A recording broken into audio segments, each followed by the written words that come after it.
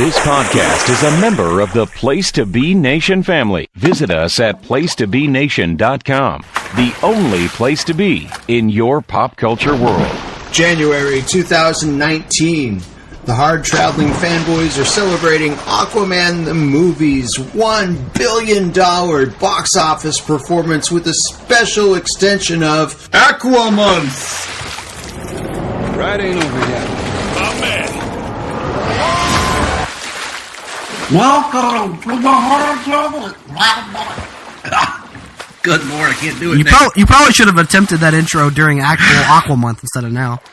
Well, you know what? That might have been a good idea, Nick. But for 1 week only, Aquamonth is extending into January. Yeah, we're just going to extend Aquamonth anytime we decide to do something related to Aquaman. That's exactly right. We're not going to waste a good name like Aquamonth. Nope. Now, you are listening, of course. I am Greg Phillips. He is Nick Duke. We are the Hard-Traveling Fanboys. We come to you once again from the luxurious, world-renowned studios, L-shaped studios, that is, in Ho-Ho-Loon Plaza in the quaint northwestern town of Vancouver, British Columbia, Canada. Now, we are bringing to you this week an episode of Off the Page. This is our continuing series where we like to examine a piece of comic book media that is not an actual comic book. Usually this takes the form of TV and movies. Sometimes it can be games, occasionally radio plays, script reviews, which we haven't ever done. Have we ever actually done a radio play for this? No, nor have we done that script review that we kept saying we were going to do for a long time. Oh, yeah. We haven't done that yet, but we will. Oh, we yeah. will. That is our pledge to our audience that we don't mind breaking if it never happens. All right. We will one day do the script review and the radio review that we've promised doing. But nonetheless, did we ever pick a radio play we were going to do, or we said we had the vague concept of doing a radio play at some point? I don't know. We should do Nightfall so we can talk about Benedict Asp. Or do Final Crisis so we can talk about the actual audio representation of Superman singing to fix the hole in forever or whatever. The hole in forever. Speaking of holes in forever, Nick, this is a little bit of a rabbit that I'm going to chase for a moment here. Our plan for next week's episode, tentatively speaking, is to review the Grant Morrison Batman epic known as Batman R.I.P. Yes. So, as part of this, I began attempting to read this story over the weekend, and, well, sir, it ain't good. No, it's not. And not only is it not good, it's borderline incomprehensible. Yep. However, on page 4 or 5, I only got about 7 pages in so far. On page 4 or 5 of this nonsensical, rambling mess, there's the introduction of Monsieur Le Bossu, which reminded me of a great scene from the Hulk Hogan film No Holds Barred. And I think you know what I'm referring to, Nick, when I refer to Monsieur Le Who. Monsieur Le Who. Yes, that's good. I can't laugh too much this week for fear of it turning into a coughing fit, so I'm going to try and restrict I believe that you've caught the dreaded McGregor syndrome. McGregor syndrome. Take 2 of these and call me in the morning. Yeah, that whole deal. And it's free from the App Store. Free from the App Store. Damn it, all the hell. You're killing me, Phillips. You're doing David's laugh now. This is good. Anyway, this is going to be a fun episode, folks. So, all that being said, we are doing Off the Page. And the reason that we're extending Aquamonth is that, well, it's twofold. Number one, still relevant because it is dominating the box office. I think it's just recently been overtaken for the number 1 movie in America. Now it's the number 2 movie in America. That is James Wan's Aquaman. Made $1 billion at the box office worldwide. The first DC Extended Universe film to do so. And so we were thinking, hey, how else can we talk about Aquaman? But the real reason that we're doing this is because DC Universe, the app that we so mocked a week ago, did something really cool this month, and they uploaded the previously unaired pilot for an Aquaman TV series that was planned to be launched in the mid-2000s on what is now the CW network and what was then the WB network. Oh, the WB! And, that didn't sound good, Nick. I don't know if you heard that, but... No, I didn't. What happened? Sounded like a woman screaming in the background. No, but, we're just going to ignore that. It's none of your business, Move Greg. along. So the real men, Greg, would just let that abuse continue. The WB television network had a pilot for an Aquaman TV series that was going to run sort of parallel with Smallville. This was in the middle of Smallville's 10-year run, and unfortunately, the show never got off the ground. But the pilot has now been seen a lot because they put it on DVD releases of Smallville, and now it is available everywhere on the WB, or not the WB app, the DC app. It was created by Al Gow and Miles Millar, and I don't know if I pronounced either of their names right, the creators of Smallville, and it was recorded it was supposed to debut in 2006, fall of 2006, never quite happened, but we decided, with this out there, we've got to review this. Nick and I, for some reason, are really into the idea of reviewing all of these, like, sort of unaired pilot episodes or failed comic book series from over the years. There's so many of them out there. So many have yet to see the light of day as well. We're still looking, Nick, for a good version of that infamous 1997 JLA pilot to review. But we have gotten the NBC Wonder Woman pilot. David E. Kelly, I believe, was the writer of that. And we reviewed that on this show, which starred one Adrian Palicki, which will tie into our episode tonight. But in this case, we're going to turn back the clock to 2006, and we are going to review what was supposed to be the launch of a brand new series, Aquaman. So what you can do right now is, if you have the DC Universe app, or if you have that DVD of whatever season it is of Smallville that they included this on, you can pull that up right now. We'll give you a chance to pause the podcast, get that going. We are going to pull it up, and in fact, now that I say that, I need to pull it up on my screen and get it paused. And for some reason, my app closed out on my TV here. So I'm going to buy time for a moment, Nick. And while we do that, had you ever seen this episode before? No, I was not. I was not a Smallville fan, so I never intended to seek this out. Really, it just kind of is one of the things I heard about, and I assumed I wouldn't like, so I didn't watch it at the time.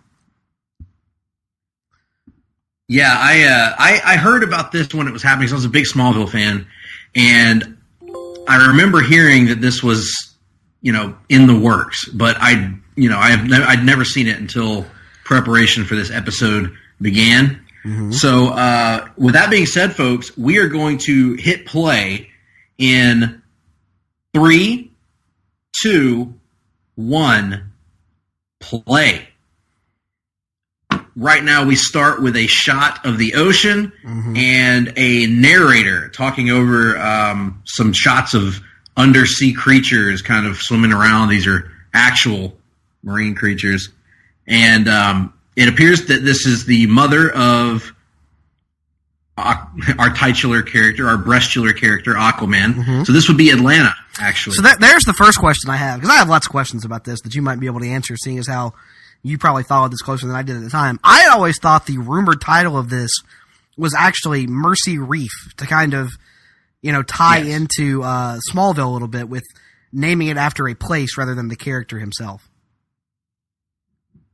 Yeah, that was a working title for this. It was, originally going to be called. It sort of went under a lot of different working titles, and Mercy Reef was one of them that it was kind of known by in development. But eventually, they settled on. They settled on Aquaman, and it was kind of a Tempest Keys was another one. Basically, it went between Tempest Keys and Mercy Reef, which were working titles to go along with the motif of Smallville, which of course was named after the city. But eventually, when it got dropped on iTunes after it was known that it was not going to be picked up as a series. That's when it got known as Aquaman. So at the time that it was being worked on, it was called in many circles Mercy Reef. But, sort of after the time had passed, they were like, what the hell, let's just call it Aquaman. I don't believe it probably would have been called Aquaman if it had actually gone to series. They probably would have called it either Mercy Reef or Tempest Keys or something like that. Mm-hmm. So that's the answer to that. But this version of Atlanta at first appears to just be a normal pilot, and her husband is Tom Curry. In this case, he's a military man, and he's played by Lou Diamond Phillips, mm-hmm. who's a pretty famous actor, I would say, and been in a lot of stuff over the years. And here we see young Arthur Curry as a small boy with an appropriately mid-'90s bowl cut in this image. I thought that was kind of a cool touch by the producers of this show. The only time a bowl cut has ever been referred to as a cool touch, for the record. True, because it's appropriate for the time. Because most kids in the mid-'90s had this stupid haircut. Yeah, the stupid haircut, yep. Yeah, so Lou Diamond Phillips is upset now because his wife's plane is crashing and he doesn't know what's going on. Mm-hmm. She crashes in the ocean, and that's when we really get a glimpse of this mysterious necklace around her neck that has begun to glow, as this entire plot of this pilot episode revolves around the Bermuda Triangle. What is going on with the Bermuda Triangle? And this plane crashes there. She leaves the necklace with Arthur, and somehow he's able to survive underwater. He doesn't know what's going on. He's scared. And she gets sort of seized by this creature, and that kicks us off on our show. That's kind of the origin of Arthur Curry, and how he becomes who he is. Now, Nick, this is obviously a very different take on the Aquaman origin, but it's a lot like what we saw at the movie. It is paying homage sort of to different takes on the character, and keeping Tom Curry, keeping Atlanta, keeping Oren even from the Peter David run, as his mother calls him Oren right before she's taken.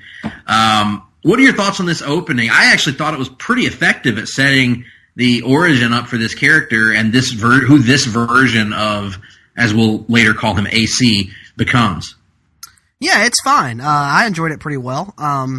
As with anything of this era, you're going to kind of have to quibble with some of the special effects at times, with the light coming out of the ocean, or some of the shots of the plane, which look CGI'd as well. But, visual quibbles aside, it's fairly engaging and catches your attention right away.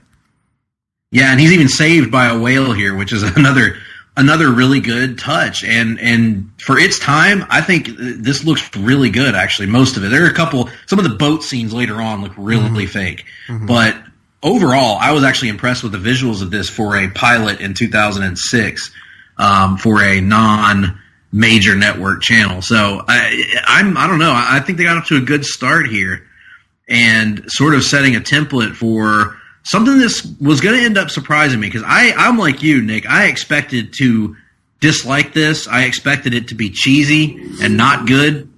Well, yeah, because at times it is cheesy, but because it didn't get picked up. We all assume that if it didn't get picked up, it must have been bad. It must not have been any. It must not have been any good. It must have been below the level of shows like the Beverly Hills 90210 reboot, or the Melrose Place reboot, or the Dynasty reboot. Mm-hmm. And I have to say, even right here, we get our first look at a grown-up AC, played by who would become a pretty famous name, Justin Hartley. This was sort of his first big exposure in a lot of ways, and he was actually so beloved by the producers of this episode that they wanted him to come on to Smallville. Well, unfortunately, they had already cast an Aquaman on Smallville, so they got Justin Hartley to come on and play Oliver Queen, a.k.a. the Green Arrow.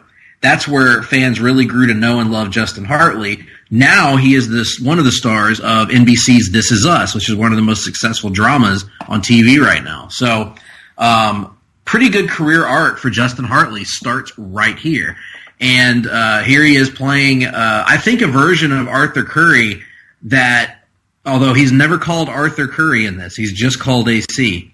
But he is a version that I think is pretty recognizable. He's kind of not really found a direction in life. He goes around, he tries to rescue marine life when he feels they're being abused. He's kind of bumming around the marina, trying to run this business with his friend. But he's sort of a slacker. He's not putting his all into his life. He's not putting his all into academics. He's just kind of, so to speak, floating by. Did you find this to be a pretty understandable version of Arthur compared to what we've seen in the comics and what we've seen in other media? Yeah, I mean, we haven't really spent a whole lot of time in modern day comics anyway with Aquaman before he becomes Aquaman. The runs that you and I are most familiar with, predominantly the Jeff Johns run, the Dan and Annette stuff, it's not really, origins don't really feature into it a whole lot. So for me, this pre-Aquaman version of Arthur Curry is kind of a blank slate. Like, I don't really have an attachment to any particular version, so this works for me as well as anything.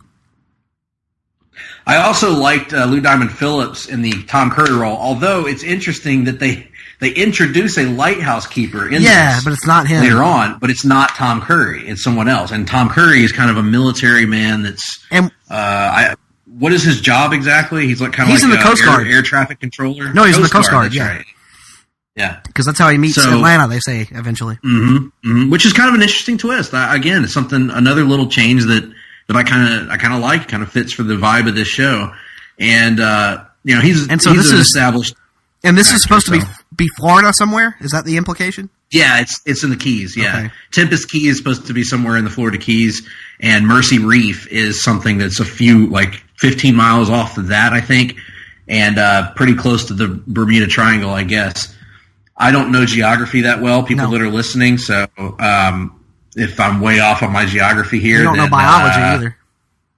No, don't know much about history either. There you go. Don't know much trigonometry. Mm-hmm.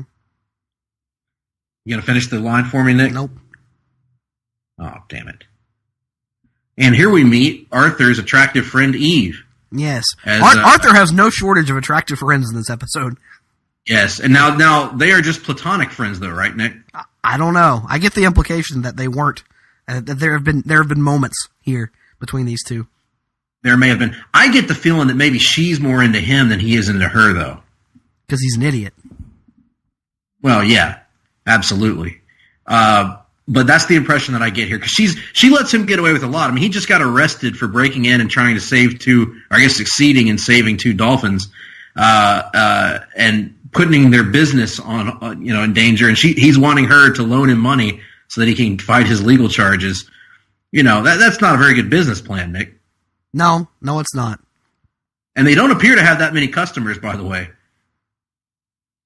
No. Well, I take that back. They do have that party that goes on later on, but were any of those people actually paying? I didn't see any money change hands. Given the attire of the employees, particularly the female employees, I don't see how this place doesn't have business.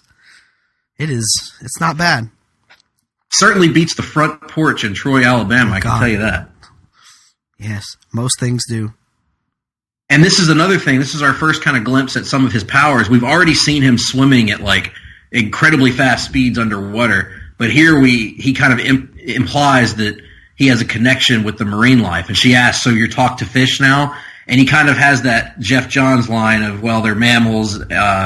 It's not really talking with them. It's just a form of empathy." So they don't go as far as being able to push or control the animals yet, but he feels some sort of connection with them. So again, so far this is pretty true to Arthur Curry, as far as I know him. Now, let's talk a little bit about the background of the show while we have a chance, while we're doing just setup here. So, you mentioned some confusion about how this whole thing came about. Yes, I do have a little bit of confusion because I had always assumed it was going to be in universe with Smallville, but as someone who didn't watch Smallville, I've only ever tried to watch the first season and honestly found it difficult to get through, so I gave up. I was under the assumption that this guy had already played Green Arrow, and yet this was going to be in universe somehow. But you cleared a lot of that up for me earlier. Yes. So how this works is Smallville's highest rated episode of the previous season, the 5th season of Smallville.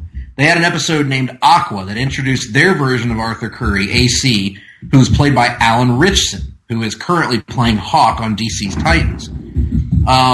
That episode was the highest rated episode of the season for Smallville. This sort of was not intended to be a backdoor pilot for an Aquaman show or anything, but it was so successful that WB came to Miles Millar and Alfred Gow and asked them if they would do something with the character. Luckily, they had already had an idea for doing something with the Aquaman legend, as they put it. They also had an idea for a Lois Lane series, but felt more confident in Aquaman. So anyway, they come up with this whole concept of what they want to do with Aquaman, how they want to tell the story. They also wanted it to be completely separate from Smallville, at least for now. From what I've read in interviews that they did at the time, they said that they would be open to the idea of a crossover at some point, but at this point they wanted to make it separate, make it its own thing, and make it a little bit different tonally and structurally from Smallville.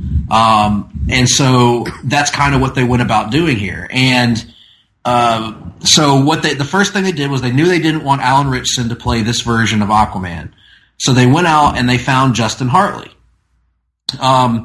So from there, they wanted to build it up, and they wanted it to have sort of almost an X-Files kind of vibe to it a little bit on the side, which we'll talk about a little bit later on this episode, but also have maybe a little bit more of a mature vibe than Smallville, which was focusing a lot on the teen angst at the time. So that's kind of what we're getting here, and this is more of a focus on the mystery or the action-adventure aspect than what you might expect from the WB or now the CW from their original series. And that led to what we have. They took a chance on it. They went through the long process of casting, the long process of figuring out a name, which never really got settled completely. And they went about the idea of a show about Arthur sort of learning to become Aquaman, which is sort of the trend, right? In superhero media at that time is people loved origin stories, and they loved seeing how the heroes become the heroes. Right. And at that time, Hollywood was particularly averse to actually seeing the heroes in superhero costumes. Right. It seemed. Compare it like we were talking about earlier before we came on air.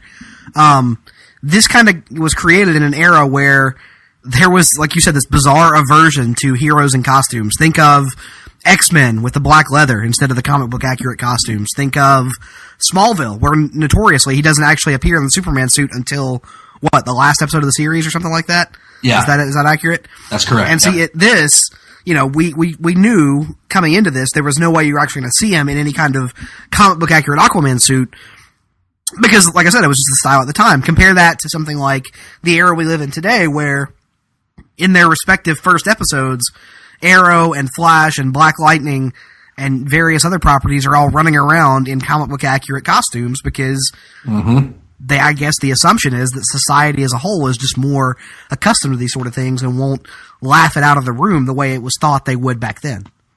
Right, exactly. The emphasis back then was on make it as close to reality as possible, even if it's fantastical. And at times that had mixed results because some of these concepts you just can't get too realistic with. And I would include living in an underwater kingdom as part of that. Right. So this was actually a pretty cool scene, by the way. This is one of the ones that stood out to me in a positive way visually of Aquaman or AC racing the fighter jet.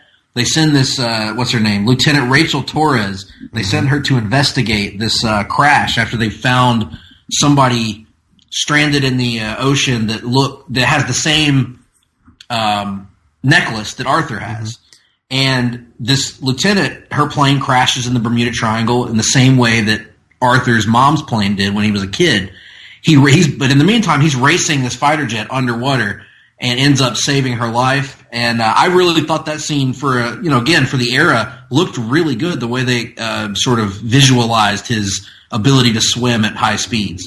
Yeah, and being that the WB was kind of the CW of its time, you can't have enough attractive female potential love interests hanging around at a given point. So they use this opportunity to work another one in here, and I'll allow it.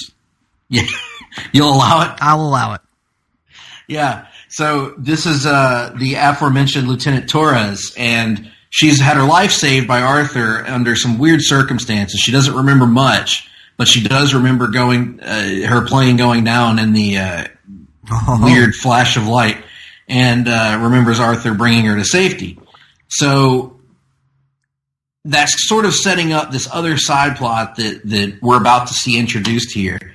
And that involves sort of what turns into a little bit of an X-Files kind of vibe, introducing, for Smallville fans out there, so this isn't for you, Nick, but for the Smallville folks out there, sort of what I would assume to be this show's version of the Wall of Weird on Smallville, where that was set up the villain of the month sort of formula, or villain of the week sort of formula, as there's this shady government operative that shows up, and he is part of this secret organization working for the government to investigate people who seem to be reappearing that were lost in time. Folks that disappeared in the 1920s or the 1930s, and suddenly they're showing up with these necklaces and coming from the water. And so the government is investigating these people to try to figure out what their story is, what they have in common, what they're all about. And as we find out in this episode, these are actually the Atlanteans. These appear to be former surface dwellers who have somehow, under mysterious circumstances, ended up underwater for decades and now serve Atlantis in some way. Yeah, I was going to say, but are they actually Atlanteans? Like, we don't know. Yeah, that's part of the thing is, like, because later on there's that other character, Ving Rhames' character will pop up, and, like, the implication you get is that there are actual Atlanteans, of which Atlanta and he and Arthur would be part of, and then there are these people who are former surface dwellers who became affiliated with Atlantis in some way. And so in some way, I would assume that the connection between those two things would have been one of the things that would have been explored over the course of the first season. Yeah, it's a little frustrating because some of these mysteries here are actually intriguing, and I was interested to see where they were going. That's one of them. Who are the Atlanteans? What is this version of Atlantis? Because we don't really get a clear answer on that. Oh, Lord Almighty. Good Lord. We're about to be introduced to Adrienne Palicki is actually in this episode, and she is playing... She sure as shit is, Greg. She is playing the character of Nadia, a.k.a. Siren. Mm. And she's introduced as one of several sirens, actually. Mm-hmm. But here, I want to talk more about this subplot. So we get this investigation going on. Lieutenant Torres ends up getting recruited into this investigation of the Atlanteans. So it's setting up that plot going forward. I'm assuming that this would have led to a conflict between Torres and Arthur as he eventually finds out that she's been tasked with investigating him. And then eventually finds out that she's also one of the people who was formerly there in Atlantis, because that's revealed at the end of the episode. Yep, that's revealed at the end of the episode. So it's really interesting how they're setting all this stuff up. I was actually shockingly intrigued by this. So sadly, the worst part of this subplot is this guy playing the lead government agent. One, yes. He's given the worst dialogue of any character in the entire episode, and two, he is delivering it in the most over the top and cheesy fashion imaginable. He's also way too young to play this character. Yes, he's everything about that character is awful, but the subplot itself is fairly interesting. It's good, yeah. I think they should have cast someone that looks, more of a middle-aged kind of guy. They should have just gotten that guy. I'm not a huge X-Files fan, but who was the guy that replaced David Duchovny for a little while? T-1000. Yeah, Robert. They should have just gotten Robert Patrick, because that's kind of the vibe I get from this guy anyway.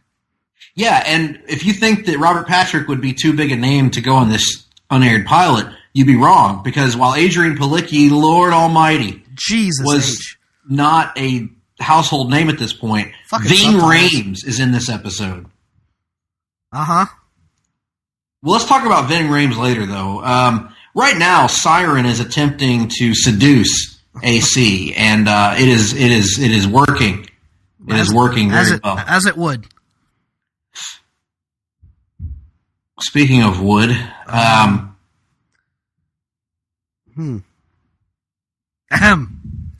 So apparently, it's established later on from Ving Rhames' character that sirens, when they stare at a male or a man, they can make them do whatever they want, and that is what's going on right here as she's putting Arthur under her spell.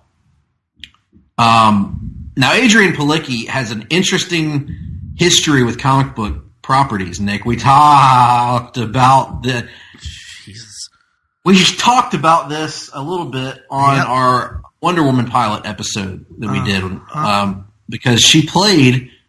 So she's in this as Siren. She pops up 5 years later as Wonder Woman on the NBC Wonder Woman pilot. Later on, she ends up playing Mockingbird on Marvel's Agents of S.H.I.E.L.D. And was rumored to get her own spin-off show that would have focused on her and her boyfriend on that show, Hunter's couple, their relationship. It would have been called Marvel's Most Wanted. And go you one further. They filmed a pilot episode for that. And that show has never been aired. It was never aired and was not picked up. And so they were going to bring her back on Agents of S.H.I.E.L.D., but then she signed a deal to do the Orville over on Fox, and that precluded her from being able to come back to Agents of S.H.I.E.L.D. So she has the unique distinction, through no fault of her own, by the way. She's awesome.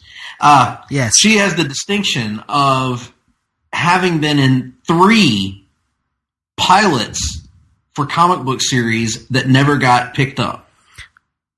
Yes. Weird bit of trivia. Yeah, it's interesting because, you know, she was at least good in all of in both of these 2 unaired pilots that we have reviewed on this part, but that Wonder Woman show around her was a complete and total disaster. Yes. You know, this, as we'll talk about later, I'm not entirely sure the reasoning for it not getting picked up. I'm not either. Now, let me ask you now, since we can stop being distracted by her for the moment. What do they call it? What does Ving Rhames give his name as in this? McConnell or something like that? McCaffrey. Am I the only one? I mean, I'm assuming. He's Volko. Yeah, I was assuming that eventually they would reveal his Atlantean name as Volko. It's Volko. Yeah, right. 100%. He's absolutely Volko. And let me just say, I remember when this happened at the time. By the way, in the school newspaper office, the Trop.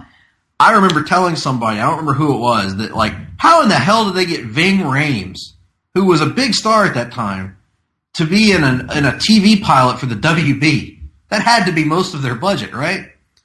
Yeah, you would think so, but then, like we've said, the show doesn't look terrible around it. No.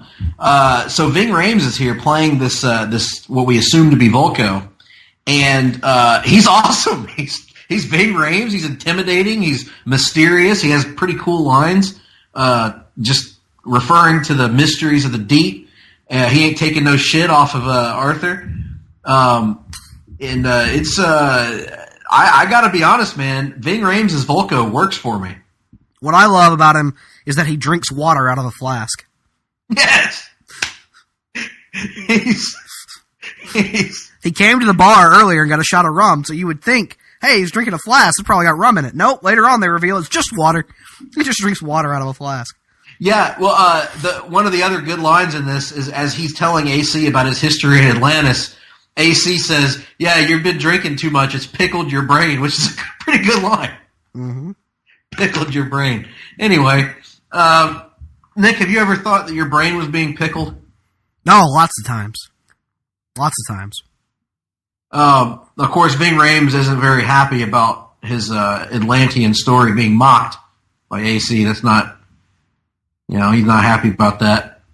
So it's setting up also the story of AC's father. And the interesting thing here is Volko explains that his dad was a man of peace. And we know that in other versions of this origin, assuming that his father be revealed to be Atlan, he was not necessarily a man of peace.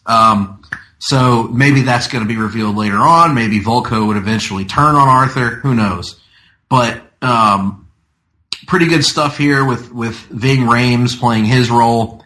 One of the things that this pilot episode did well that other pilot episodes don't do well all the time is set up the supporting cast and set up the main players moving forward. I thought it did a pretty good job of that. There's a couple of clunky things in there.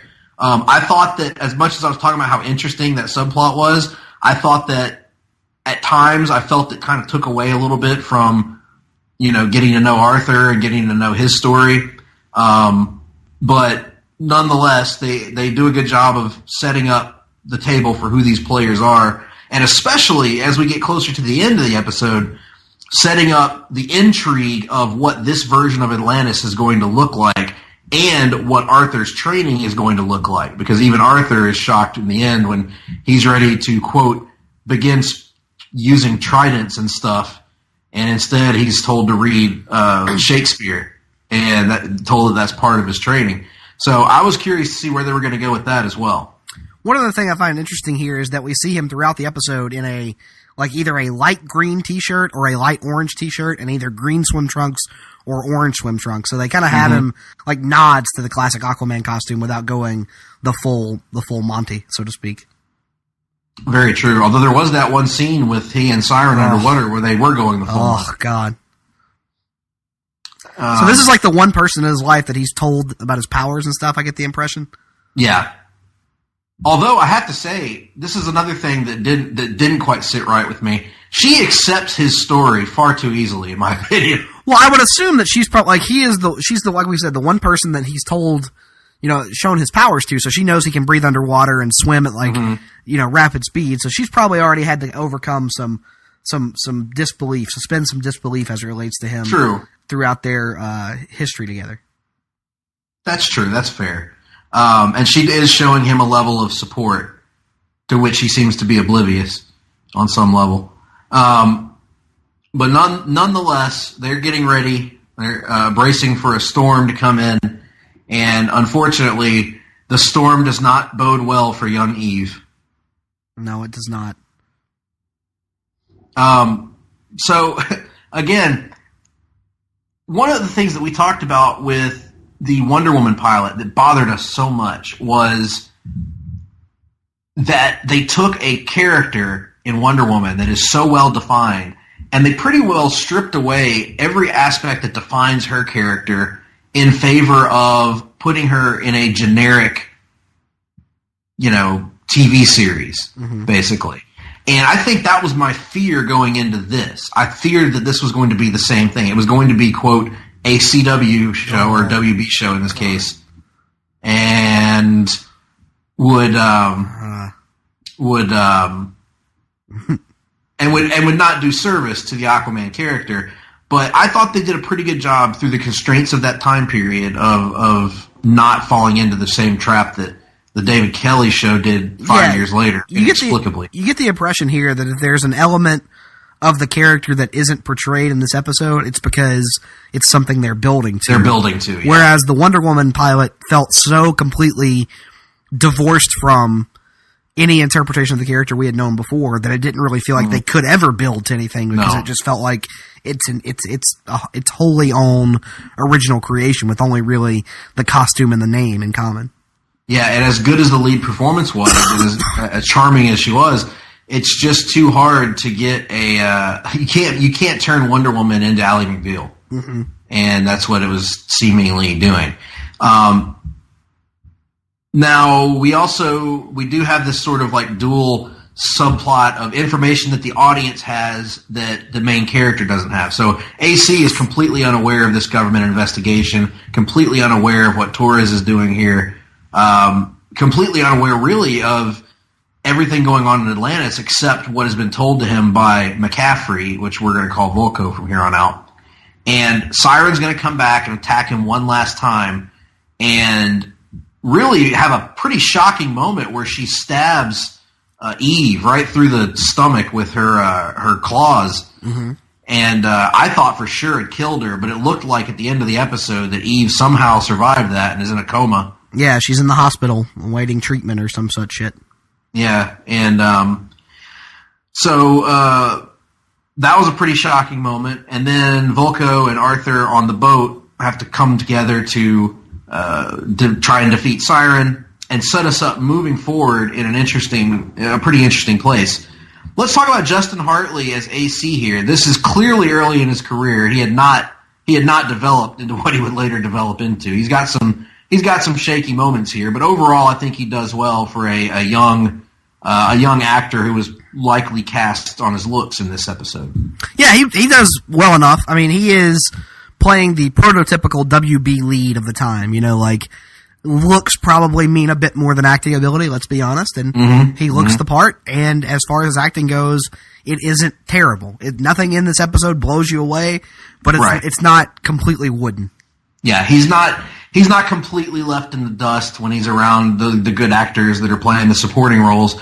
But, you know, he's clearly had a lot of room to grow. Luckily, he would grow over the course of his time on Smallville and carve out a nice role for himself. But I have to say, I really wish he would have gotten a chance to play Arthur some more, because he does look like that prototypical Aquaman, and it would have been nice to see him get a chance to grow into that role over time.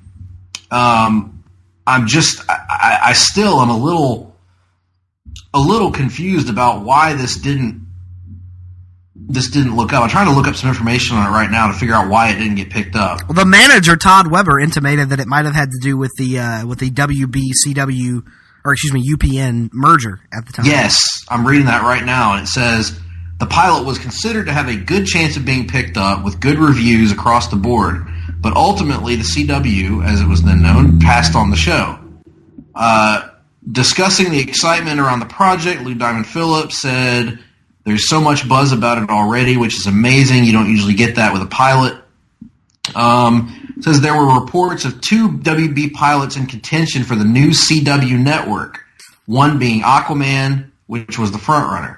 However, when the CW announced its initial fall lineup, Aquaman did not make the list. It was considered a mid-season contender. Gow and Miller were so passionate about the pilot that they wanted it released in some form so the fans could see it. Let's see here.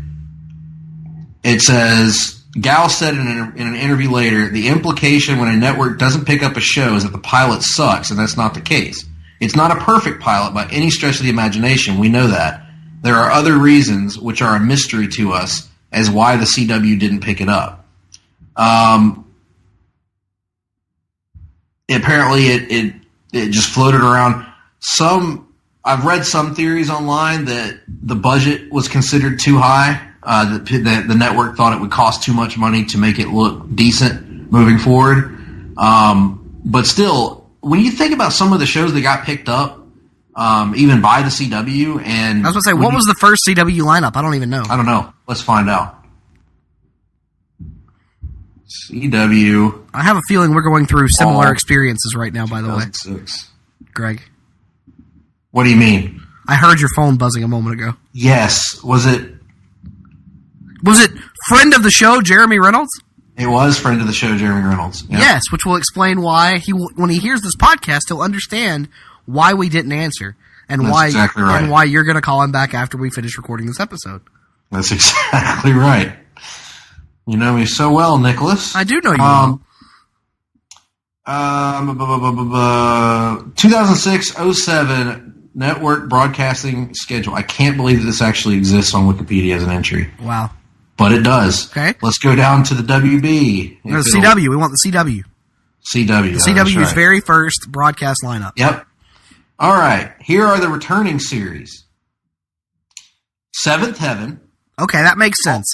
I don't like the show, but I understand why it would come back. All of Us. I don't even know what that is. Let's click on All of Us and see what that is. An American sitcom that premiered on the now-defunct UPN network in September 2003. It starred nobody I've heard of. All right, moving on. Produced by Jada Pinkett Smith and Will Smith. Oh, okay, that makes sense then. America's Next Top Model. Okay. Beauty and the Geek. I vaguely remember that. Oh, God. A reality show. Mm-hmm. Everybody Hates Chris. That makes sense. Okay. That was very successful and good. Gilmore Girls. Okay. Girlfriends. I don't know what that is. One Tree Hill. Oh, yeah. Yep. Reba. No, of course. Supernatural. God. The show that will never die. Smallville. Yes. Veronica Mars. Of course. So that's a pretty good lineup. That's the entire lineup? No, and there's one more. WWE SmackDown. No, of course. And then new series introduced. Here are the new series. Okay, here we go. This is where we're getting into it right now. The new series introduced. Let's see if you remember, if you recognize any of these. The Game. The Game. Was that a predominantly black series? Yes. Apparently it was a comedy series about football. It is sometimes re-aired on BET and MTV, I think. How long did it run? It ran. I have no idea. My God Almighty! It ran for 9 seasons. There you go. But it moved to BET in 2009. There you go. Yep. There it is. Yep. Okay. All right. Number 2, Hidden Palms. No, I don't know what that is. An American teen drama television series that ran from May 30 to July 4, 2007. Apparently it was a spring show for the WB. Pussycat Dolls present The Search for the Next Doll. Oh, God. Okay. This ran only 1 season. And finally, Runaway, a drama series that ran from September 25th to October 15th. So there's your candidate. Runaway probably should have not happened in favor of Absolutely. Aquaman or Mercy Reef or whatever. But, hindsight being hindsight. Hindsight being whatever it is. It still just baffles me that it didn't get picked up, because it's a good series. It probably would have found an audience when you consider how popular Smallville was at the time. I think there's building blocks here for a really good series, and it's kind of a shame that we never got to see it to fruition. Yeah, I agree. It kind of like Millar said. I think it's not a perfect pilot, but I think it's good enough that it should have been picked up. I mean, no pilot is ever perfect. Like, think back. We've talked about so many times how if you compare that first episode of Arrow to what the show would be even 3 months later, there is no comparison in terms of the quality. Mm-hmm. Like, it got so much better so quickly that, you would have to assume this would have gotten better eventually.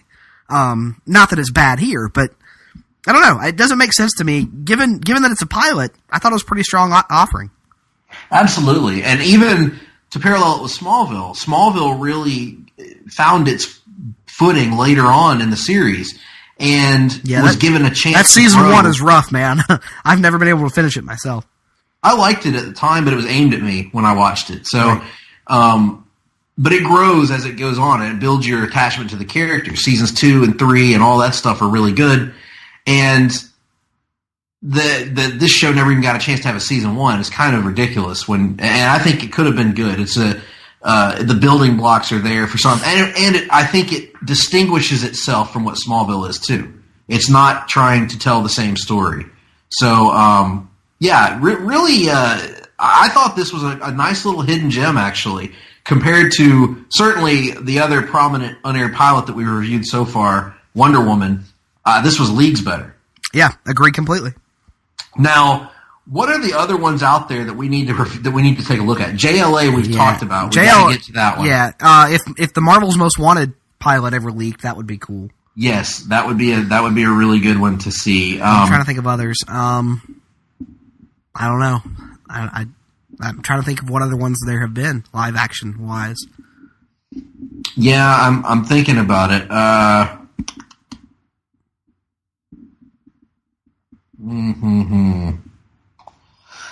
don't know. Do you guys have any ideas out there of ones that we may have, forgotten about here? The Wonder Woman one is on the DC Universe one too, apparently, right? Who's Afraid of Diana Prince?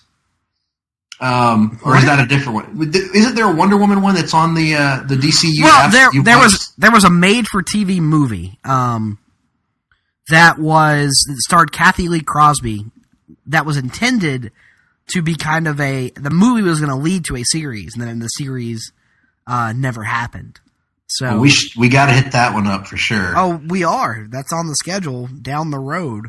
Apparently, I'm reading a list here. There was a 1967 pilot called Who's Afraid of Diana Prince, a 5-minute pilot that was a proposal for a show featuring Wonder Woman. It was in the vein of Batman at that time, the 60s Batman show. But it says here the bulk of the pilot involves laughing at the homely, silly Diana Prince, whose mother berates her for not having a boyfriend. When she gazes into the mirror, she sees her alter ego, Wonder Woman, played by Planet of the Apes star Linda Harrison.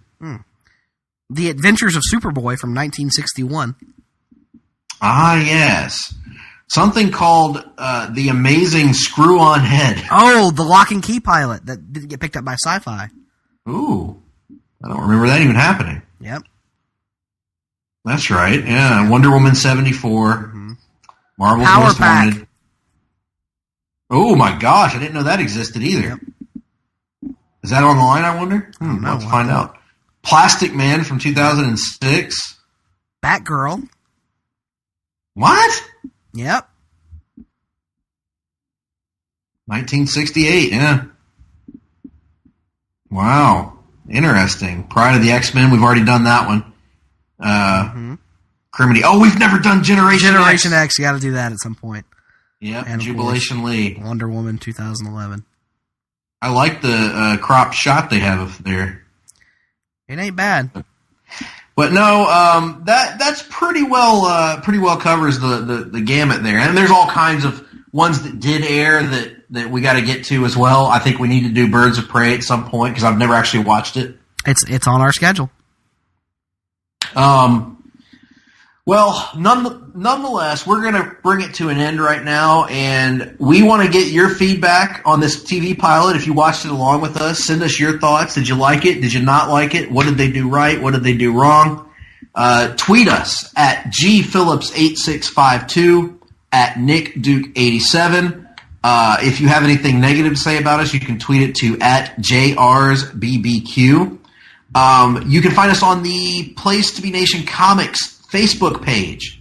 Join up with us and join the discussion there. You can also tweet us at PTBN Comics, or you can send emails to the loneliest email addresses on the internet, Greg P. at placetobenation.com, Nick D. at placetobenation.com. We're going to take a break right now, and when we come back on the other side, we're going to have reading and watching. We're going to have the rundown.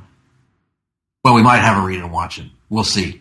Promotional consideration paid for by the following. Place to Be Nation's Justin Rosero and Chad Kimball here, and we want to let you know that we have a ton of great podcasts available to you on iTunes, Stitcher, Google Play, and PlaceToBeNation.com, and we now offer them to you on two great feeds. On the Place to Be Nation Wrestling feed, we bring you the Mothership, the Place to Be podcast, Main Event, Survey Says, Wrestling War Zone, a Monday Night Wars podcast retrospective, No Holds Barred, Jeff Learns Wrestling, and our monthly pay-per-view reaction shows.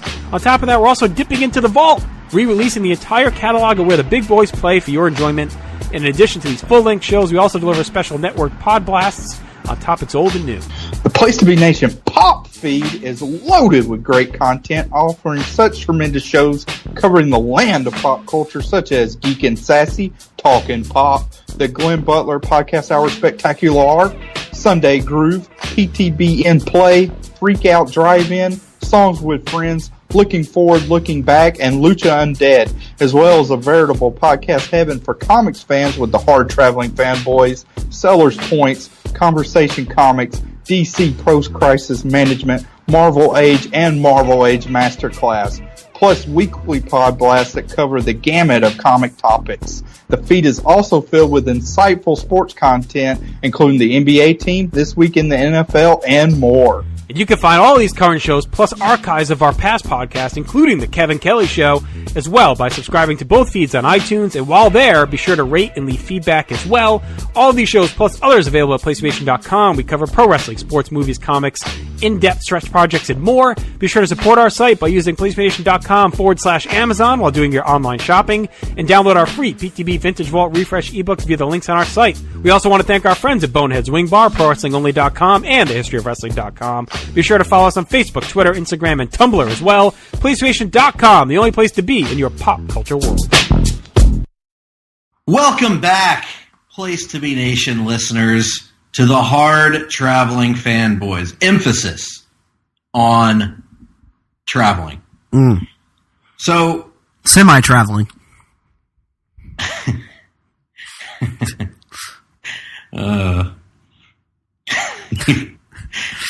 One of the things that I want to do before we move on to our regularly scheduled segments is I want to mention a little bit of listener feedback. We haven't gotten a lot in the last week. We got some private feedback here and there telling us people enjoyed the show last week, enjoyed listening to our worst character changes in comics lists. Some even said, Nick, that we were full of piss and vinegar. But I did want to throw some attention to one listener that reached out and mentioned some of his character changes that annoyed him. And that was friend of the show, Mitch Oken. Nick, who you often refer to as Mitch Oken. Yes. So he mentions on our Facebook... That's his name. That's what I call him. He mentions on our Facebook page, Place to Be Nation Comics, that Airwave becoming Mazer really pissed him off. I didn't know either of those names, Nick, so I Googled them. Airwave I know, but I have to dig back through my Green Lantern readings to remember that. Yes, Airwave had another name. His actual name was Hal Jordan. Yes. Although not the Hal Jordan that is the Green Lantern, but another Hal Jordan from the Golden Age, who was the son of it's a long story, but basically at some point he became a character named Mazer, and this did not sit well with Mr. Oken, and he let it be known. He also informed us that he believes that Zorn's White Star was his brain, not his entire head, to which my understanding of that, Nick, is that planet or star, when that thing explodes, we're all toast. Mm-hmm. He says one more day caused him to groan out loud at the mere mention of it. Mm-hmm. And he says he could do an entire list based on the things creator or writer Bill Mantlo did to Alpha Flight. And here's just a list that he gave for us. I don't understand this one. Sasquatch uses Snowbird's body to come back to life because his body was actually a great beast, nothing to do with gamma rays. Mm-hmm. So he's temporarily Wanda Langowski. Any of that mean anything to you, Nick? No. Now, this one I had heard about because Todd's told me about this one, and this one sounds hilarious to me. Puck isn't actually just really agile and cool little person. No, he's actually a very old, very tall man who has a demon stuck in his body, and somehow the demon's sword made him shorter every time it struck him. And then he says, the worst editorial mandate of them all, which was that North Star wasn't gay, but he was literally a fairy, as in fairy folktales, from Asgard. He had a mysterious illness where his body was breaking down from being on Midgard. These do sound like really bad changes, Nick. Yes, all of them do. But I will take Mitch's word for it. In any event, we are going to move on to our long-running segment where we talk about the things that we have been reading and or watching. It is a segment that we call Reading and Watching.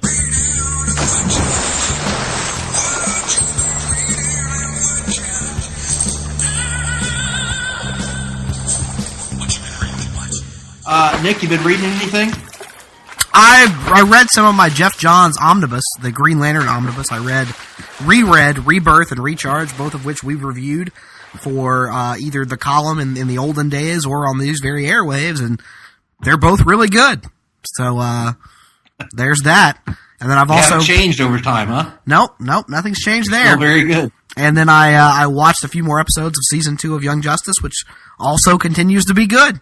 That also hasn't changed over time. So that's all I got. Excellent.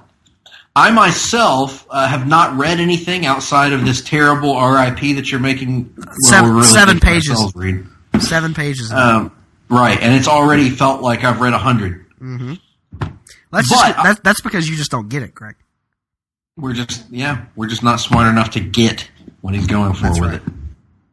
Now, what I have done, Nick, is I have completed watching Titans. I finished it off, so we can talk about Titans. Yes. I thought the series was good. I liked it a lot. As I've mentioned on this show before, that did not change. Mm-hmm. I did agree that I thought it sputtered a little bit in the 2 episodes preceding the finale. Mm-hmm. I loved the finale, Nick. That may be where we diverged the most. I loved the finale. I thought the finale was okay. I think leaving the first season of the show in that place is a really bad move. I agree with that, too. I think it can be both things. I think it can be an excellent episode and not a good finale. Yes. and I think it falls into that category. So let's get into this a little bit, because those last 3 episodes, I'll be honest with you, I can't remember the third from last episode was the second Hawk and Dove episode, right? Mm-hmm. I know. Correct. I can't remember if it was that or if it was the next to last episode. I don't remember. I don't remember the order of things. There's a way that we can figure this out, and that is by buying time and pretending like we're having a natural conversation while I pull up Wikipedia to get the episode list. So, Nick, how about that weather? Weather is certainly a thing that exists. It is. Well, the weather outside is weather, I understand. No, Hank and Dawn was the second to last episode. Or, excuse me, the third from the last episode. That's what I meant. Yeah. Episode 9, Hank and Dawn. I thought that was pretty good overall. Jeff Johns wrote the episode. I thought it was. I actually thought I really got into the story of Hank and Don, his brother. I'm trying to distinguish that from Dawn, so I said it really weird. I don't know what that was about, but nonetheless, Hank and Don are interesting characters in this regard. There's a really compelling story about abuse and the brotherly relationship they have, and his tie to Dawn and her story. I thought that stuff was all good. I do see where you're coming from, though, about the timing of this episode. Airing this so close to the end of the season felt like a mistake to me. I agree with you on that. Like, I think in hindsight, this should have been closer to the middle of the season rather than close to the end. A lot of the pacing of this show, to me, feels like Walking Dead pacing when The Walking Dead is at its worst. And what I mean by that is, The Walking Dead is notorious for doing an episode with a cliffhanger ending and then taking a 1 or 2 episode aside before following up on the cliffhanger ending. Yeah. And that is, to me, that's manipulative of your audience. Now, for a streaming service, it's not as bad, I don't think. But then again, they release these episodes weekly rather than all at once. So maybe it is a bit more. It isn't as great. I don't have a problem with the episode. I think they could have easily rewritten it or restructured it to fit earlier in the season as a natural follow-on to the earlier Hawk and Dove episode. And arguably, it would have fit better, and you would have had more storytelling momentum with those characters by placing these 2 episodes closer in proximity to one another. What about doing it like the animated series would do, Justice League? When I say the animated series is what I meant by that, but why not do it like the animated series would do and just put it as a 2-part episode? Yeah. About Hawk and Dove and air the back-to-back. I agree, because I thought the episode itself was good. The only minor complaint I had about the episode was, and I love Jeff Johns to death, he's my favorite writer in all of comics by a wide margin, I thought they went a little too heavy with the F-bombs in this. Mm-hmm. Primarily the scene, because it became unrealistic to me, like a bad Kevin Smith movie. There's a scene where they're getting kicked out of the college, right? Mm-hmm. And his younger brother, Don, the supposedly more peaceful one, delivers a line. I'm trying to remember if I can remember exactly what he says. He says, he goes, "Kick us the fuck out." And I rolled my eyes and laughed. David can attest to that. We both laughed at that line. But it was a good episode overall. I liked the episode. The child actors were good. The adult actors were good. It was a good episode. But again, misplaced. And I totally got what you're saying about the pacing. All right. Now, the Coriander episode, which was sort of dedicated to Starfire and finally explaining that she's an alien, didn't really like this episode, to be honest with you. We did get more. The stuff with Rachel and Gar was good, as has been the case all season. Everything involving Rachel has been good. And I hate to say this at this point, Nick, but so far, almost everything involving Corey has been uninteresting to me on the show. And this was better. This was a step in the right direction in terms of showing that she's an alien and giving us a few answers. But there was still, to me, a lack of, again, misplaced, wasn't in the right place in the season, distracting at times, and somewhat of it just wasn't that interesting. And I don't know what that was. Maybe that's a me thing, but it wasn't as interesting as I was hoping it would be when we finally found out the truth behind Starfire's origins. It also felt a little bit like they were bombarding with information. Yeah, to me, the problem is that the most interesting, like, all right, so Dick Grayson, I would agree with you. The character in the series is interesting, but the plot doesn't really revolve around him. You know what I mean? The interesting aspect of the plot throughout the entire series is Raven and the Trigon stuff, and like, where are they going with that?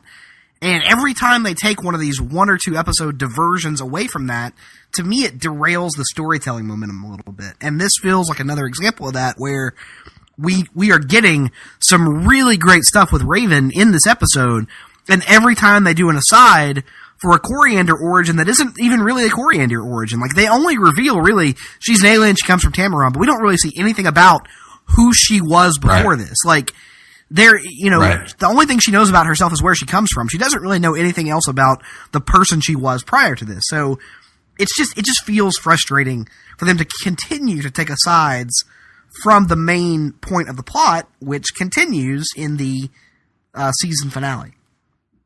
Yeah, and I didn't have as big a problem with it all as you did. It didn't take me out of the show. I still enjoyed the show, but I agree that the pacing, and it's funny and it's ironic coming from me in particular, who has criticized the Netflix Marvel shows for sometimes padding themselves out too much. Mm-hmm. But I will say in this case on Titans, it felt like Titans could have used 3 or 4 more episodes to tell its story.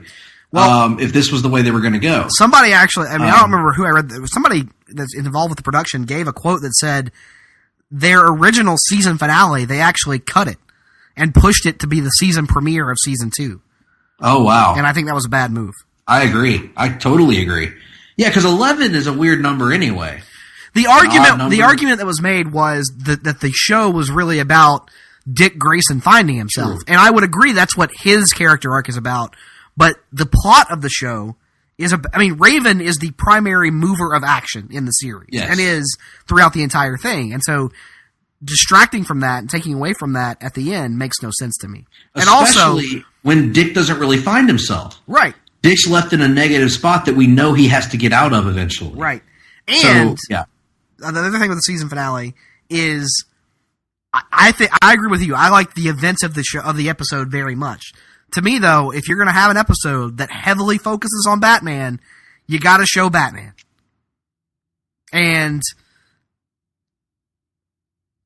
I thought it became a gimmick at a certain point, them having to like shoot around it, and it became a little frustrating. Because you can't even really get a good fight scene in between Batman and Robin because you can't show Batman. Right. Well, they did show Batman when he was killing all the guards. They showed like glimpses and cutaway, like, you know what I mean. Yeah. If you're not going to be able to use the character, then don't use the character. You know what I mean? Either use him or don't. Right. They got to have him next season. Have to. They should have had him in this episode. They need to explain on the show that Bruce is not really the way that Dick's subconscious perceives him. Right. And in any event, that being said, I loved, as a Dick Grayson fan, I turned to David at one point during the middle of this episode because I kind of sensed that David wasn't quite as into this finale as I was.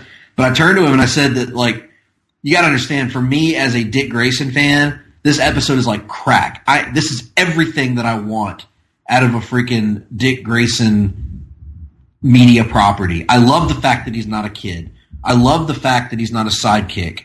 I love the fact that in this dream scenario that we get here, he has multiple times in this episode where he chooses not to do the wrong thing. He chooses to do the right thing. And the bottom line is that Trigon manipulates him every step of the way. Every time he chooses the right thing, Trigon says that he gave him the choice. He never really gives him the choice. He continually puts impediments in his way to lead him to make the choice that he wants him to make. Yeah. And yet Dick continues to find ways and try to reason and he's trying to, even despite all the hatred or not hatred, but all the resentment that he has towards Bruce, he still loves him. Deep down inside, he wants to save him. He wants to help him. He wants to repay him for what he did for him. And I love that. I absolutely love that. I love the way that the actor, and I apologize, I can never remember his name, but I love the way that he portrayed Dick over the course of the season, and this episode was just great from that standpoint. I love the stuff with Jason. I loved how much better would it have been though if it had been Barbara instead of Dove? Oh yeah, absolutely. Would have been 100% better. Yep. And there's even a line in there about in this episode about Barbara having disappeared. Yep. And that got me intrigued as well. But again, this is a Titans show, and I'm worried that all of these morsels are being thrown out there that are not really going to get played off, because you have to at some point serve the team and not just Nightwing or Robin as your main character. Right. Because I gotta be honest, man, as much as I love this series and I've really enjoyed this season to this point, I kind of now wish that I was just getting a Nightwing show out of it, because I understand why that can't be, and I've liked the other cast members as well. But you gotta understand, Nick, I've been so ready for Dick Grayson stuff for so long, and I've never really gotten it. It wasn't him being Batman's sidekick. Honestly, I would be fine if it was nothing but Nightwing and Raven at this point. I don't think Beast Boy or Starfire are really adding anything to the proceedings. I have enjoyed Beast Boy. I've enjoyed his relationship with Raven to this point. I thought he did a good job too the last few episodes of portraying the conflict in Gar about what he did to that the scientist that was torturing him. You know, he eats him at some point, and that weighs on him heavily and has scarred him in a lot of ways. So I enjoy his character. The only one that really still hasn't connected with me is Starfire, and I'm hoping that she'll connect next season, maybe when they explore some of her cosmic origins, and I'm assuming that they will get into that next year. But overall, I really enjoyed it. I'm looking forward to season 2. I do agree with you that the pacing did feel off as the season got towards the end. I'm hoping that's something they can correct moving forward, assuming that the DC app is still a thing this time next year. And that's the other frustrating part is they end the series like, or the season like this, and we have no idea really when season 2 is actually coming. Yeah, they're not really announced that, have they? It's not like a Walking Dead situation where you end on a cliffhanger and we know that like 8 months later we'll be there waiting on the follow up. We don't know when this is coming, and that makes it even more frustrating. Yeah, we know that in just a few short weeks I'll be able to tell Nick all about the Whisperers. Yep. And find out what their deal is. But no, not on this. We don't know. But nonetheless, that's in the past now, and I'm looking forward to seeing what they do moving forward. Let's turn now to our weekly look at the news and notes in the world of comics. It's a segment that we call The Rundown. Welcome to The Rundown, where we talk some comic news. Welcome to The Rundown, where we talk about movies too. Nick, welcome to The Rundown. Mm-hmm.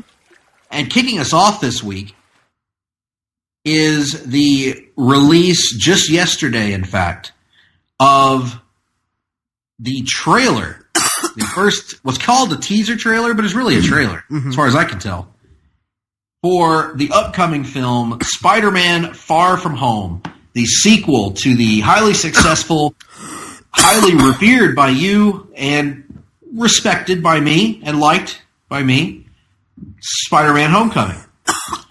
This is a movie that we do not explicitly know when it takes place. It takes place after Avengers Endgame. After Endgame, yes. It's been confirmed. Oh, it has? Yes. Oh, I didn't know that. Yes. Well, there you have it. And it sees Peter Parker take a journey away from New York City and to Europe with his skewel mates. And while there, he encounters one Nick Fury. Mm-hmm. And now the story moving forward on this one appears to be that Nick Fury is calling Peter into action over in Europe as we see the emergence of Jake Gyllenhaal's Mysterio, who appears, at least, to be a hero. Mm-hmm. This trailer, I gotta say, was really good, Nick, as many of these Marvel trailers are. this was a really, really good trailer and had me excited, especially for what they're going to do with Mysterio, as my opinion is he is tricking the world into thinking that he is a superhero by creating non-existent supervillains. Yes, Hocus Pocus. Modeled after the Elementals from Spider-Man mythos, Hydro Man, the Molten Man, and perhaps that looked like it might have also been the Sandman. Sandman, yeah, in there as well. So that's all exciting stuff. For me, as an Ultimate Spider-Man fan, getting the big screen introduction of the Nick Fury Peter Parker dynamic is what excites me the most, because that was a notable part of the comic as it went. Excuse me. Throughout its 150 issue run. Other stuff here, it seems like they're trying to. It's hard to base too much on the trailer, but it seems like they're softening that MJ character a little bit from Homecoming, which is a good move, I think, making her a bit more of an actual person and not just a one-note joke, honestly. Although pretty much everything we got in that trailer from her was more of that one-note joke. No, you got that one line, and she kind of backs off of it, a little bit, opening up to show an actual person, which is the thing.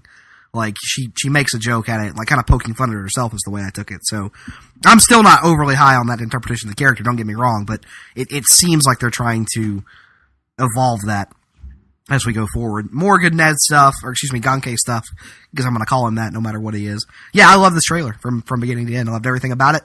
I am Happy Hogan and not Tony Stark, notably, in the trailer making the moves on Aunt May. Well, yeah, because Tony's getting married, or he's married now, remember? Or getting married. Or Tony no longer exists. That's probably, you're probably accurate in that, but he's also, remember, he had reconciled with Pepper in between Homecoming and this. So Pepper. So all that's good. But yeah, love this trailer. Predictably, I am overwhelmingly excited about this franchise and this new film that's coming out in a few months. What I loved in the trailer, all the different Spider-Man suits that we get to see. Mm-hmm. We saw the noir suit. We see the web wings come out on the suit. Mm-hmm. We see the red and black suit. Big fan of pretty much seeing all of these almost situational Spider-Man suits, would you say? Mm-hmm. Loved all that. Loved Mysterio having the fishbowl helmet. Mm-hmm. Loved it. Loved all the special effects with him. Nick Fury, awesome in this. I love him kind of coming off like a badass again, because it's been a while since we've seen Nick Fury be that intimidating figure. What else did I love in this? Happy and Aunt May. Mm-hmm. Loved that part. Peter continuing to be great. Tom Holland's great as Peter. Stuff that I did not like in the trailer, the same stuff that I didn't like in Homecoming. I still don't like his high school group. I can't help it. I just, maybe it'll be different in the movie. You have now, you've come out as a hater of kid superheroes.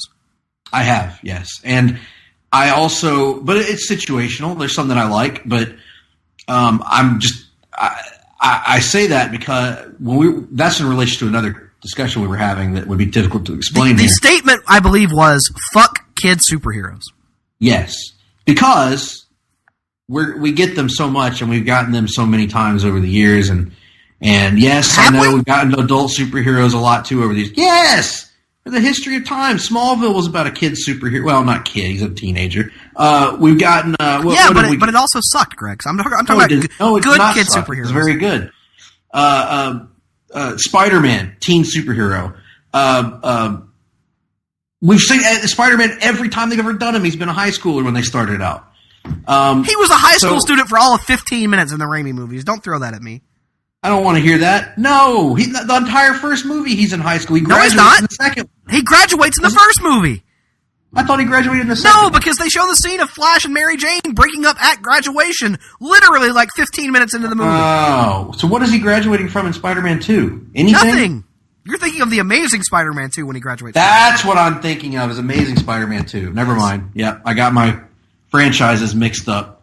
So regardless, we saw it for 15 minutes in Spider-Man 1. We saw it for the entire god-awful movie in Amazing Spider-Man. Amazing Spider-Man's a wonderful film.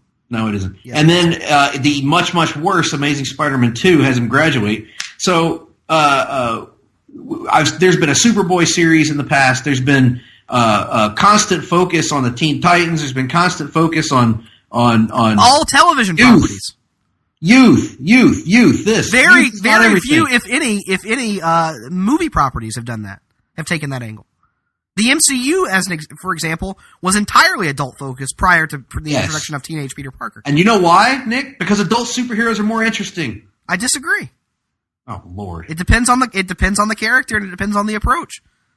Yes, some kids superheroes are good, like I said, but the vast majority are much more interesting when they're older and actually doing things of note. Besides, how am I going to do my homework and balance with my girlfriend? No, it's good. That can work. Nick. That's a good approach to have as a thing that's different from the rest of the universe. But it doesn't work if you have multiple different things that are essentially telling the same stories. But I say that about a lot of superhero properties. Basically, what I'm getting at, it's all personal preference. I don't like those stories. I never have. I didn't like them when I was a kid. When I was a kid, I didn't want to read about kid superheroes. I wasn't interested in their lives. I wanted to read about heroes that inspired me to want to be cool things when I grew up. Cool things like a newspaper reporter. Cool things like the Big Blue Boy Scout. That's right. That's exactly right. Inspiring me to be better than I was. Not relating to my boring, shitty, going to school everyday life. Didn't want it. Didn't care for it. And I don't want it now. I like Kid Hero. We talked about how much we like Super Sons, Nick. Wait a minute. Where are you going? Is it fuck kid superheroes or is it I like kid superheroes? Or is it that you like to fuck kid superheroes? Which one? No, that's different. That I like kid superheroes when it's appropriate. And I'm fine with you getting your precious teenage Spider-Man. If that's what everybody wants so much, to constantly have teenage Spider-Man, I'm fine with that. You can have teenage Spider-Man, but don't give me teenage X-Men. You're not fine with it because you kind of you throw shade at it whenever you get a chance. I do, but you're not actually fine with it. You're just saying you're fine with it to try and pretend to be a nice guy. Sort of like you do all the time with every project that you don't like. That's fine if you like that. I just won't watch it. Yeah, it just sucks. That's the thing though. You can have your teenage Spider-Man, but don't give me teenage X-Men. Greg, I don't need it. The X-Men literally run a school. What do you they want run it? They're not the kids. Some of them are. They were. That's how the whole thing started. That's how it started. And the much more interesting, much more well-known versions of the X-Men, they're grown-ups. They're done with being kids. Claremont stuff, they're not kids anymore. Kitty Pryde was a kid, and you can have kid characters in the X-Men. But the vast majority of the X-Men, I don't want to see be kids. I want to see them be adults doing interesting adult things. And have Kitty Pryde be the point of view kid character who's amazed and in a wondrous world of all these cool mutants doing these crazy things while she's trying to learn how to control her powers. That's a fine story to tell. But I don't need stupid Ned and his stupid unfunny jokes all the time. Or look at her, she's the cliche oh God, what's that Judd Nelson character from Breakfast Club playing Mary Jane. I don't need that. You can have that. That's fine. People like it. I just want to see cool, good superheroes, and I think we're going to get that. I like the Spider-Man stuff in the movie and in this next movie. I just don't happen to like the high school stuff. Personal preference, Nicholas. Personal preference. Mm-hmm. And what's wrong with that? I didn't say there's anything wrong with it. Didn't say there's anything wrong with it. You are trying to cast aspersions on my feelings towards youth-oriented superheroes. You cast aspersions towards your own feelings, sir. I am just relaying what you have said to our fine listeners out there. I liked Super Sons. I liked plenty of child superhero books over the years. But again, you'll take every opportunity to remind people that I hate kid actors. But when I bring up kid superheroes, you're like, no. And I've already admitted that I like kid superheroes only in certain situations. Mm-hmm. But I don't want a universe of them. No one is suggesting a universe of them, Greg. Oh, I'm sure you're going to be arguing for Kid Thor soon, too. How about that, huh? No. Although Kid Loki was pretty good when that happened. Kid Loki was good, yes. Yeah. I agree. Kid Loki was fun. Kid Lobo. Lobo's daughter. What's her name? Yeah, I think her name is Lobo's daughter, isn't it? I don't know. They gave her some Crush. I think is her name. Kona Crush. Axe Smash. Yeah, you know, Hole in One Barry Darso. Oh, hey! Speaking of Hole in One Barry Darso, yeah, there may be a new podcast launching soon, revolving around the many characters. You actually agreed to do it. I did agree to do it, but I won't be able to do everything. I look forward to private messages about now I got to do freaking the insert podcast here tonight instead of sitting on my ass at home. Oh no, I'm in good company with this one at least. So I'm looking forward to talking wrestling with my friends. And if I can't make it on an episode, they are more than capable of carrying anything. I shall say no more until we make our announcement public. Mm-hmm. You see, we haven't actually settled on a name yet, Nick. Right, I understand. So, if you have any ideas, you know where to contact. I have no ideas. Survey Says, I think, is a good one. I like that idea. I think we should do that. Mm-hmm. But yeah, we got a good crew, I think, lined up for our show, and it should be fun. Let's see. Let's count them. Hold on. So how about Sloppy Sevenths? I think that's a good one.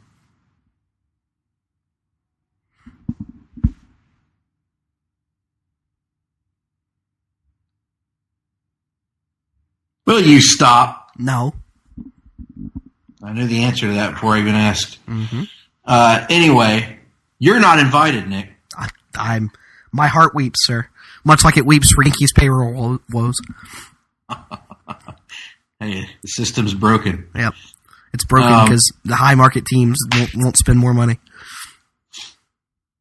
In any event, Nick, you keep that up, you won't be asked to do any more tailgates. Oh God, my heart weeps yet again.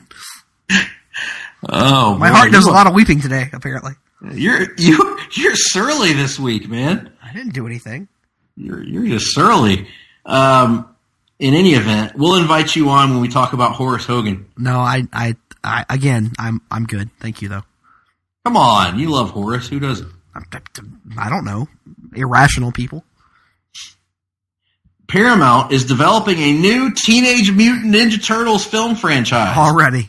Separate from its previous Michael Bay produced films. Mm-hmm. This will be produced by A Quiet Place producers Andrew Form and Brad Fuller. That's a weird who fit. worked with Bay on the previous iteration of the franchise. Oh, never mind. What the hell? So, do we care anymore? No, like that's the thing. Like, this is technically, the Turtles got their start in comic books, so it's technically comic book related. Yeah. But like, I know there's a lot of people that do care about the Turtles. I think you and but here's my argument. I am not saying that there aren't people who came to the Turtles through the comics. I know that there are, and there's a lot of those people, and that's great. But I think we would all acknowledge that the Turtles are primarily popular because of the late 80s and early 90s animated series that had nothing really to do with the comic book other than like the general concept. Like from a tonal standpoint, from a storytelling standpoint, even from a characterization standpoint, nothing. It's completely divorced. And as much as I loved the show at the time, I was a massive Turtles fan. If you try to go back and watch it, let's all be honest, Greg, it's not very good. It doesn't hold up very well. And so for a large generation of kids, or a generation of adults now who grew up with the show, you're constantly trying to chase this nostalgic feeling of something that doesn't exist. That does not hold up in hindsight. You're trying to something that was aimed at kids, right? And was good for kids, right? But you can never recapture that as an adult, right? And if you try to make something that's aimed at kids now, adults are going to hate it. And if you try to make something that's aimed at adults, kids are going to hate it. You're defeating the entire purpose. Yep. It's the same thing with the Power Rangers, honestly. Like, if you're not going to make a cheesy, stupid, over-the-top Turtles movie, I don't really have any interest in it. And even if you make that, I don't really have any interest in it. So yes. Now, I will say the original movie, I think, still holds up pretty well, and it's kind of a dark and kind of I would agree. I would agree that holds up, but I think that movie was well received at the time in spite of how dark it was. Like, it was well received because the Turtles were a pop culture phenomenon, and it was able to succeed on the strength of the name alone. And now, 20 years later, or 30 years later, it holds up because it wasn't the show. You know what I mean? Mm-hmm. But I think what people have constantly tried to do over the last 10 to 15 years is recapture that feeling of the show, which wasn't that good. So it's one of those things. In many ways, that's kind of what we've been doing in pop culture for years now, is trying to recapture. We're as guilty of it as anyone with our own individual pet favorite projects or properties. We become slaves to nostalgia. Mm-hmm. And we continually chase this idea that nothing is going to be able to satisfy what we want it to be. Right. Because that part of us is no longer there. Right. Because we were talking about in the live chat, or not the live chats, in our comics chat, like something like the Terminator franchise. Like, I'm not just looking for a good Terminator movie. I'm looking for a movie that is going to make me feel the way I felt when I was 5 years old watching Terminator 2. You know what I mean? And that's just not a thing that happens anymore. So No. And it's the same with a lot of these franchises that we see ourselves going to the well with. Transformers, for instance. And perhaps, Greg, that is the ultimate, like, compliment towards something like The Force Awakens, because you can sit here and call it derivative or, like, repetitive, but I think we would all agree there were moments when you were watching The Force Awakens where you felt that again. Mm-hmm. And as staunch a defender of The Last Jedi as I've been, those moments are few and far between, or arguably non-existent in The Last Jedi. Whereas in The Force Awakens, there were those moments where you felt whatever that feeling is. Right. You're stuck between creating this nostalgic loop, or doing something so wildly different with the franchise that it is no longer recognizable as that franchise. And thus, because you have to evolve people as a result. Right. Right. Like Ninja Turtles, arguably, if you want to do something new with it, needs to evolve completely beyond everything that we have as a conception of it. Right. But we would not accept that because we, again, are looking for something to recreate what we felt when we were kids. And specifically, like, one artistic interpretation of it. Like, yes. Yeah, you brought up a good point. The 90s movies, I think, are still pretty well regarded, but, like, most of us, when we think of the Turtles, that's the first place we go is that animated series. And it's like, it's a version that you can't really do anymore, you know? No, yeah, I mean, I want Krang in the stomach of a giant bald muscle suit. Right. Talking about Shredder! With a tuning fork on his head. Don't forget the tuning fork. Yeah. And a furrowed brow. The suit had a permanently furrowed brow. Yep, I want Uncle Phil's voice as the Shredder. Oh, God, yes.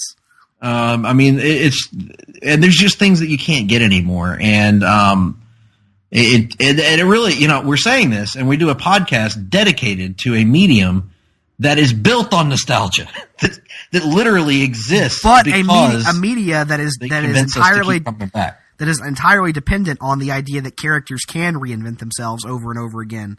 True. Over the course of decades, or else they wouldn't exist anymore. Like, right. Even someone like Superman, who you could argue is probably the character that has changed, you know, relatively the least over time, has still had to periodically update himself to remain relevant, you know, as we go forward. Right. And we see, even with superhero comics, that there's almost this inescapable nostalgia element that no matter what you change, eventually everything returns to the status quo. Mm-hmm. And, you know, it's at this point, maybe we need to move on from the Turtles and try something new and create something new for a new generation and let them have their thing. And then, you know, we can focus on our own original ideas, like, you know, another Lethal Weapon or another Die Hard. Yeah. Or another, like I said, Terminator movie. Yeah. Right. Die Hard. Oh, Lord. Talk about a franchise that ran itself off the rails. Yeah. Do we really want another Die Hard at this point? No. Unless it's the reboot with Taylor Lautner playing John McClane or something. No, I think we need a true sequel. It needs to be called Die Easy, and it's about John McClane being old. And John McClane is in a medical coma, and it's about his bitch of a wife coming back to pull the plug. Well, that was easy. It's over in 30 seconds. It turns out dying wasn't that hard after all. Oh, that's actually a brilliant idea for the last movie in that franchise. Is like, you call it Die Easy, and then there's a Die Hard movie that plays out, and then at the end you reveal it was all in his head as he was dreaming prior to his wife pulling the plug. And his rosebud moment is just him dropping a little flask onto the ground. Yep, there you go. And like the last moment of his hallucination is him in the limo with what was the guy's name? Reginald Vell Johnson. No, the limo driver. What was the limo driver that they would Die Hard? Arnaud or something like that. Yeah, something like that. Yeah. Anyway, The Flash is back. We haven't watched it yet, but it is back, and exciting news coming because Jesse L. Martin is returning as Detective Joe West. He has recovered from his back injury, and he will be back in the new stretch of episodes, the second half of the season. Awesome news.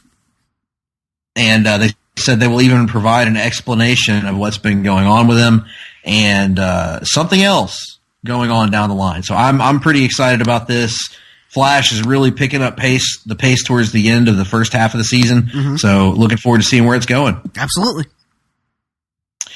And with that being said, that wraps up that segment of the show, which went on in various directions of note.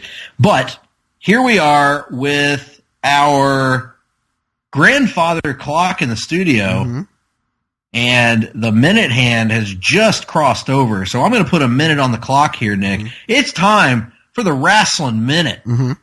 Good week of wrestling television here from WWE, I thought. Yeah, I didn't catch all of SmackDown. I saw the opening portion of it. I have not seen the Rey Mysterio and Andrade. Now we're just calling him Andrade, by the way. Match that you've raved so much about. But I did catch Raw, and that was a pretty decent episode of the flagship program, and interesting development with presumably, I would assume, the Demon Finn Balor getting ready to take on the Beast Brock Lesnar at the Royal Rumble pay-per-view. Yeah, in front of a bigger Royal Rumble crowd than we're used to. That's going to be a good match. I'm excited about that development. I thought the match was really good for the setup, and especially if he busts out the Demon, that's going to be a compelling match to watch. And apparently, if you believe the rumors, Brock actually requested this match. Yeah, because I mean, he's right. If you believe that report, you look back at his best matches in the company, and most of them have been against the smaller, more athletic type guys, the Daniel Bryans and AJ Styles of the world. So this makes sense. Absolutely. And then we also got a new Intercontinental Champion in the almighty Bobby Lashley. What a nickname that is. Yes. And again, a good match, I thought. I'm unsure where this leaves Dean Ambrose. Yeah, me too. I don't know what to make of that, but what can you do? What can you do? I'm also you need to catch up on SmackDown. That match between Rey and Andrade was very good, and I am cautiously optimistic that the Shane and Miz storyline might lead somewhere. I didn't hate the segment as much as I thought I would, but yeah, good episode overall. Yep, there you go. And that's been the wrestling a little bit more than a minute. But with that being said, we will come back to you next week, folks, hopefully, if I can get it read, with the Long Book Hunters review of Batman R.I.P. Already hedging his bets. I love it. Including Monsieur Le Bossy. Who else is in that? El Flamingo, I believe, is in that. El Sombrero, which, of course, means the hat. The hat, yep. And all the great original new villains that were introduced during that run that have stuck around for so many years, Nick, because they're so iconic. Yeah, absolutely. So looking forward to bringing that to you next week. And of course, we end the show, as we have done now for some time, with a little musical exit from Jim Ross, from WWE Hall of Famer. Before we introduce Mr. Ross, I have to break the fourth wall here just a little bit, ladies and gentlemen. My favorite thing about these lyrics that I'm looking at right now on this here sheet is whoever wrote them misspelled Dwight Yoakam's name. Well, now don't tell tales out of school. All right, because let's do it. Before we bring WWE Hall of Famer Jim Ross in, Mr. Ross, and you can comment on this if you feel the need to, but rumors continue to abound that you might be making an appearance at a certain event in Las Vegas, Nevada. Now, let me cut you off right there. I know where you're going. You're going to be like all these Richards on the internet that are spreading rumors. Oh, JR signed with AEW. Oh, JR signed with AEW. JR's monitoring AEW. Look, I am monitoring. I'm monitoring the situation. I ain't signed with no AEW. Mm-hmm. The only thing that I've been doing is sitting here with an A&W root beer in my hand mm-hmm. and watching these events unfold. I have not signed any documentation. I have not signed with them. My contract with WWE goes till and maybe you'll think to yourself that you're feeling a little lucky. And so in the spirit of that, why don't you take it away? Well, I appreciate that introduction, even though you are spreading rumors and innuendo, and the dirt sheet writers are going to pick up on it, I'm sure. Now, here's how it goes, folks. Well, I woke up this morning, stumbled out of my rack. I opened up the paper to the page in the back, which I believe was the sports section, indicating that the Oklahoma Sooners have just landed quarterback Jalen Hurts. Now, I'd suggest that Lincoln Riley's going to know quite a bit of what to do with that young man. But anyway, that's beside the point. It only took me a minute for my finger to find my daily dose of destiny under my sign. My eyes just about popped out of my head. Now, that ain't the first time that's happened to me, by the way. It said, "The stars are stacked against you, girl. Get back in bed." I said, girl? I ain't no girl. I am a man. I was raised to be a man in this industry. And I will continue to be that no matter what the hell you have to say. Anyway, I feel lucky. Well, I feel lucky, yeah. No Professor Doom is going to stand in my way. Oh, I feel lucky today.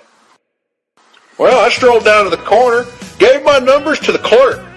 The pot is $11 million, so I called in sick to work. Now, I've never done that before. I believe in working sick. I don't believe in missing dates, ladies and gentlemen. When you sign on the dotted line and you shake a man like Vince McMahon's hand, you are agreeing to show up whether you are sick, whether you are tired, whether you are injured, and whether you are dead. If you are a corpse, you will show up to work if you shake that man's hand. Anyway, I bought a pack of Camels. I recently quit the habit of smoking, but at this time I was still doing it. Camels, a burrito, and a Barks. Now, I usually drink A&W, but in this case, I drank a Barks root beer. I crossed against the light, made a beeline for the park. Well, the sky began to thunder. Sounded like the Undertaker was coming to the ring. The wind began to moan. I heard a voice above me saying, Yeah, girl, you better get back home. Well, I feel lucky. I feel lucky. Oh, yeah. No tropical depression is going to steal my son away. I feel lucky today.